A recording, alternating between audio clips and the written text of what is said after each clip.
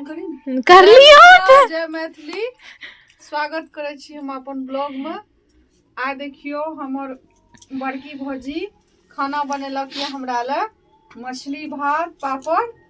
आ देख सकै छियै नहरा में बड़ा मजा में छी ठंडा मौसम में जे एठम बैसल बैसल खाना मिले ये। ई देखियो जे हमर ननद कते खाय से देखियो पहले अहाँ सब खाय तेने जी देखियो कते भात देलक कि अहाँ सबके देखबै ला जे हेते भात खाय छै। जे हमर ननद कते खाय छै ई देखियो कते बाटी में मछली देला छै। ई देखियो या छै नहरा के सुख भात पापड़ मछली या छै नहरा के सुख। एना प्रेम अपना जे बनबै छी तब खाय छी ओठम।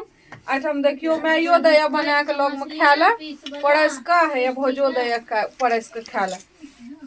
अहाँ सब कहे या कि नहीं सुख एना नहरा में। हम तो बड़ा मजा में छी अभी बच्चा सबके छुट्टी है ठंडी के हम बहुत मजा में छी अभी।